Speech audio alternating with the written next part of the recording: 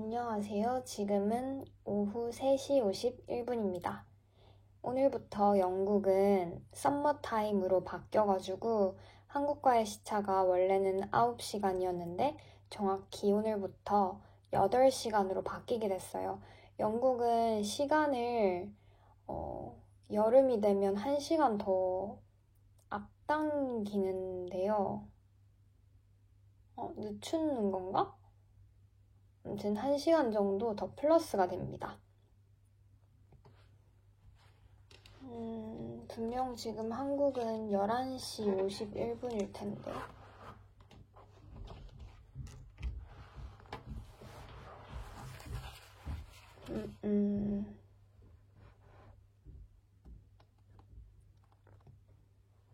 오늘은 5장을 끝내보도록 할게요. X선 회절 분석, XRD, X-ray diffraction analysis. 유물이나 안료가 단일 원소로 구성되어 있는지 아니면 혼합 원소로 구성되어 있는지를 조사하여 그 결정 구조를 알아보는 데 사용한다. 물질은 그것이 순수한 상태로 있든지 또는 화합물의 한 성분으로 있든지 항상 독특한 X선 회절 무늬를 갖는다. 회절 분석은 함유하고 있는 성분의 화학 원소로서가 아니라 실제하는 물질로서의 특성을 밝힐 수 있다. 예를 들면 FeO라고 하면 일반 분석에서는 Fe와 O의 원소만 나타내지만 회절 분석은 FeO라던가 Fe2O3와 같은 분자식의 조성 물질까지 알 수 있다. 적색 안료의 경우 형광 X선 분석법이나 전자현미경에 부착된 EDS 등을 이용한 일반 분석으로는 Fe만 검출돼 물질의 조성을 알 수 없으나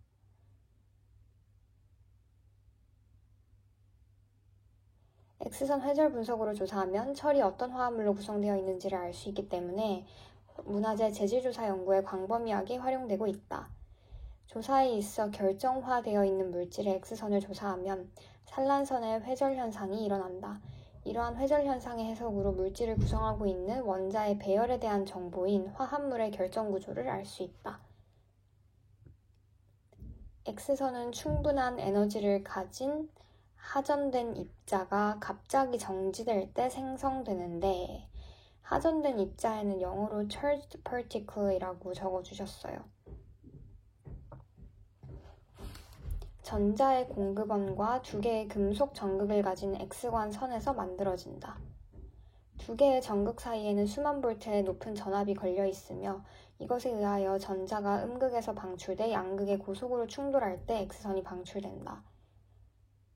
고체를 구성하는 원자는 규칙적인 결정 격자를 가지고 있고 이 결정체에 X선을 입사하면 X선의 파장은 결정의 격자 간격과 같은 질서를 갖는데 산란된 X선의 파장이 브래그의 식에 따라 어떤 일정한 방향으로 반사되고 이것의 위상이 자리를 취하여 상호 보강되는 경우에 회절선이 관측된다.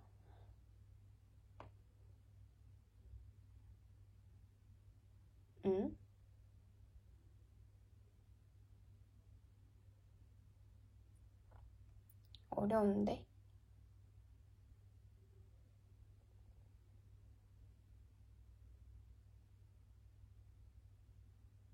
잠시만.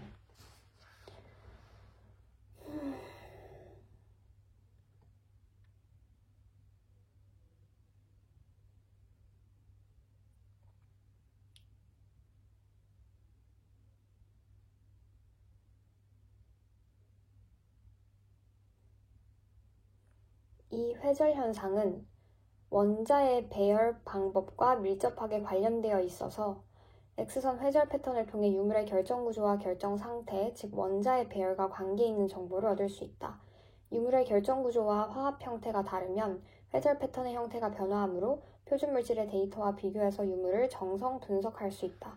또한 회절선의 강도를 측정해서 각 성분의 정량 분석도 할 수 있다. 그러면 X선 회절 분석은 정성 분석과 정량 분석을 둘 다 할 수 있겠네요.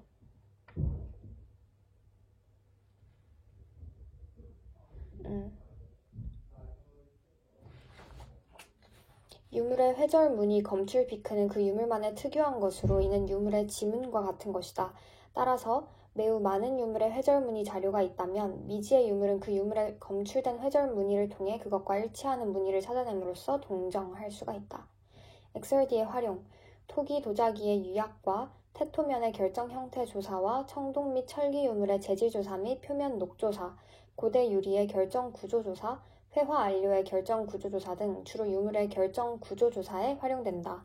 다음은 X선 회절 분석을 행한 예로 일본 에도시대 후기의 손잡이가 달려있는 동경에 관한 분석 결과이다. 그림에 보이는 것과 같이 성분 분석 결과 동 88.4%, 납 4.9%, 비소가 6.7% 함유된 동경은 회절 분석을 통해 동과 비소의 금속 간 화합물 및 납의 결정 구조를 지니고 있다는 걸 알 수 있다. 그 다음 네 번째는 이제 XRD에서 주사 전자현미경 분석 SEM으로 넘어올게요. 근데 넘어가기 전에 중요하거나 뭔가 키포인트를 줄치고 넘어갈게요.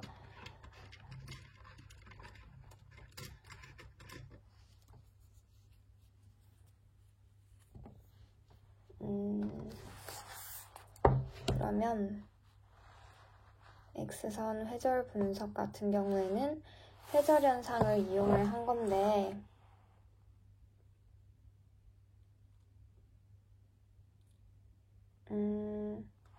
이렇게 회절 분석 줄치고요. 함유하고 있는 성분의 화학 원소로서가 아니라 물질로서의 특성을 밝힐 수 있다. 그러니까 분자식의 조성 물질까지 알 수 있다. 줄 그을게요. 그 다음에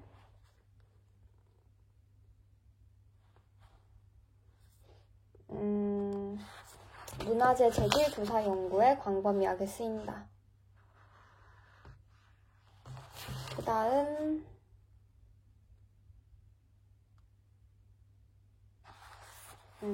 화합물의 결정 구조를 알 수 있다. 밑줄 치고요. 정성 분석, 정량 분석 둘 다 밑줄 칠게요.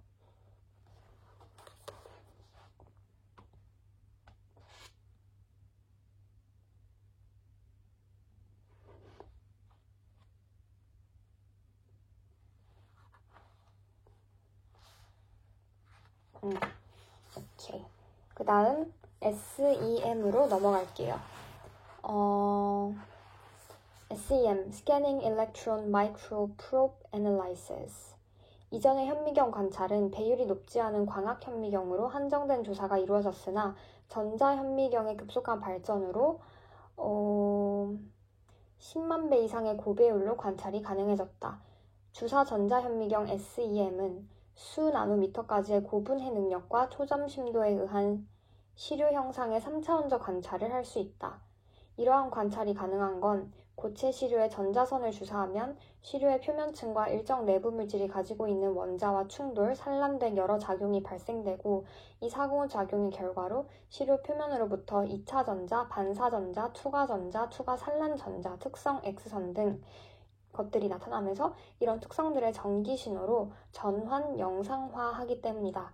또한 주사 전자현미경 SEM의 파장 분산형 분광기 Wave Dispersive Spectrometer WDS와 에너지 분산형 분광기 Energy Dispersive Spectrometer EDS를 장착하게 되면 관찰하고 있는 시료 부분의 정성과 정량에 대한 정보를 얻을 수 있을 뿐만 아니라 원소 매핑도 가능하다. 원소 매핑.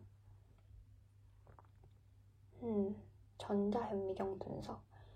이러한 시료의 관찰과 분석에 대한 주사 전자현미경의 뛰어난 기능성에도 불구하고 지금까지 그 활용도가 낮았다. 왜냐하면 유기문화재의 경우 전도성을 주기 위해 시료를 코팅하는 전처리 작업 없이는 관찰과 분석이 불가능하고 진공 상태에서 관찰해야 하는 문제점이 있기 때문이다. 그러나 최근에는 과학기술의 급진적 진보로 대기압에서도 조사가 가능한 주사 전자현미경이 개발되면서 시료 크기도 10cm 정도까지 화상 관찰과 분석이 가능하게 되었다. 그러면은 부족했던 부분이 보완이 된 거네요, 최근에. 일단은 특징을 줄을 쳐보자고 하자면 얘는 밑줄 칠게요. 수 나노미터까지의 고분해 능력, 초점 심도에 의한 시료 형상의 3차원적 관찰 가능하고요.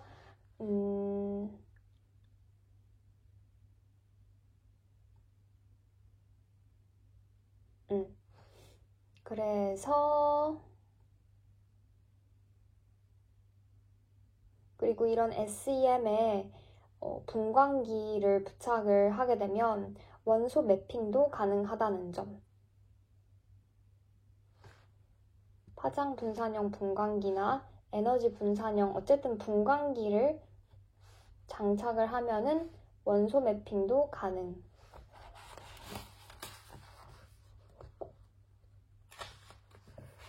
분석 범위. 유물의 표면 확대 관찰 및 구조조사와 관찰면의 성분 분석을 할 수 있으며 금속류, 목재류, 섬유류, 미생물의 재질의 표면 구조 판독 및 정성, 정량 분석이 가능하다. 장점 및 활용도. 분광 분석기가 부착되어 다양한 재질에 대한 성분 조사와 영상 처리가 가능하다. 특히 비전도성 재질, 수지, 종이 등을 특별한 사전 처리 없이 비파괴 조사가 가능하다. 그러나 비파괴 조사 시에는 구조 및 성분 분포 등에 한정되어 분석할 수밖에 없다는 한계가 있다. 또 단면 조사가 가능한 경우 다양한 정보, 층의 두께 및 구조를 알 수 있으며 미세 부위까지 성분 조사가 가능하다는 장점을 가진다. SEM, EDS의 응용. EDS가 뭐지?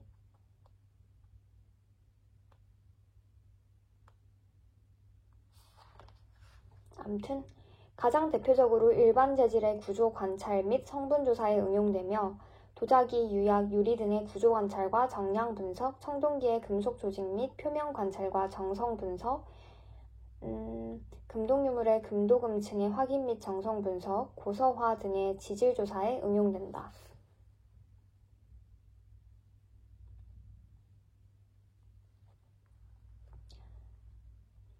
다음은 광학현미경과 SEM을 이용하여 고려시대 청동수조의 금속 조직을 관찰한 결과이다.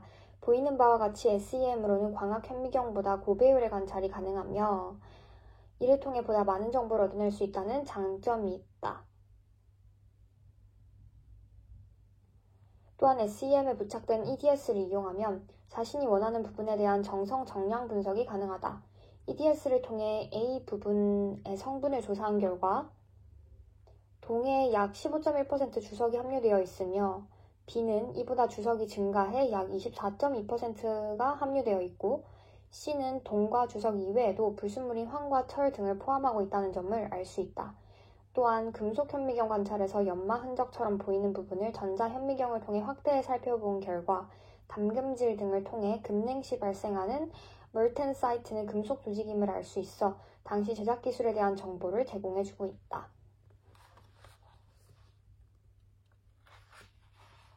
그 다음 SEM에서 이제는 ICP 발광 분석법으로 넘어올게요. ICP-AES, Inductively Coupled Plasma Atomic Emission Spectrometry. ICP-AES. 문화재 분석에 있어서는 비파괴 분석을 원칙으로 하되 미량의 시료 채취가 가능한 경우나 혹은 문화재를 구성하는 재질에 포함되어 문화재 제작 당시 제작 기법이나 기술 정도를 파악하는 데 중요한 정보를 지니는 미량 원소의 정성, 정량 분석이 필요한 경우 PPB 레벨까지도 고감도 분석이 가능한 ICP 발광 분석법을 이용한다. 왜 이렇게 한 문장이 길죠? 다시 읽자. 문화재 분석에 있어 비파괴 분석을 원칙으로 하되 미량의 시료 채취가 가능한 경우나 혹은 문화재를 구성하는 재질에 포함되어 문화재 제작 당시 제작 기법이나 기술 정도를 파악하는 데 중요한 정보를 지니는 미량 원소의 정성 정량 분석이 필요한 경우는 ICP를 이용한다는 거지. 채취한 시료양은 극히 미량으로도 분석이 가능하나 분석 목적에 따라 채취하는 시료의 위치와 부분에 주의해야 한다. 분석 방법은 산 등의 시료를 녹여 제작한 시료 용액을 고주파 유도 플라즈마 안에서 분무하면 시료 중의 원소가 고온에서 역이되어 발광하는 원리를 이용한다. 이때 발생하는 발광 파장은 원소별로 특유한 파장을 나타내며 이를 폴리크로메터 등의 다원소 동시 측정용의 분광기로 분광하여 포함된 원소의 발광 강도를 측정하는 원리이다. 측정된 발광 강도를 사전에 준비해둔 표준 시료에 있어서의 각 원소의 발광 강도와 비교해 정량 분석을 행한다. 공존하는 원소와 시료 용액이 분석 결과에 미치는 영향이 적기에 문화재를 구성하는 재질의 주 성분 원소로부터 극히 미량 성분의 원소의 정량이 단시간에 측정 가능하다는 것이 장점이다.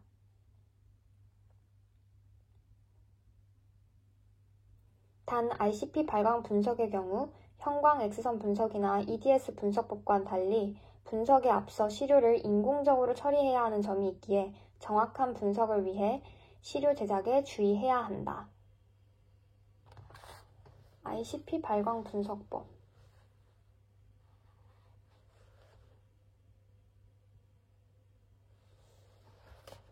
얘는요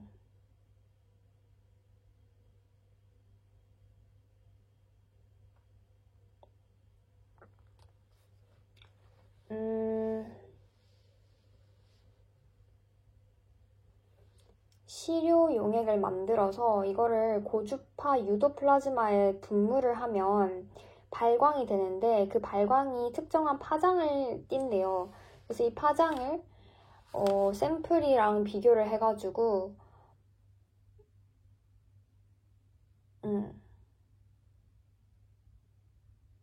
발광 강도를 측정한 원소에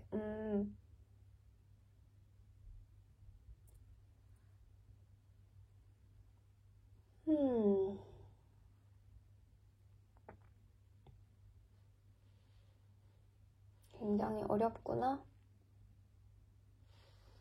발광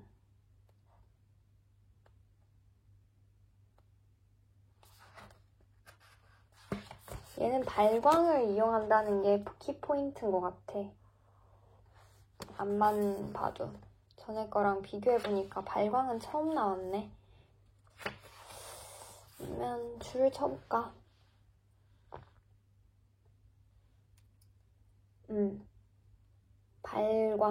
발광이 키포인트네. 발광 줄 치고 그 다음에 발광 강도 측정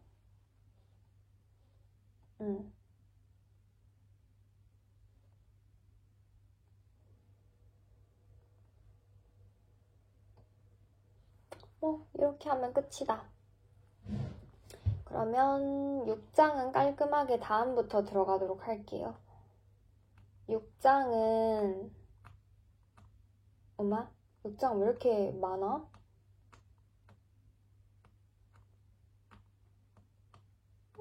우와, 이거 뭐야? 6장 어디까지야?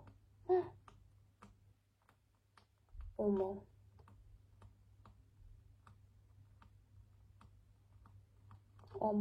너무 딥하다. 6장이 121에서 196까지니까 진짜 길구나. 금속 유물의 보존 들어가려나 봐요. 그 다음에 7장이 목재 유물의 보존이고요. 네, 이거는 다음부터 들어가도록 하고 오늘은 여기까지 하도록 할게요.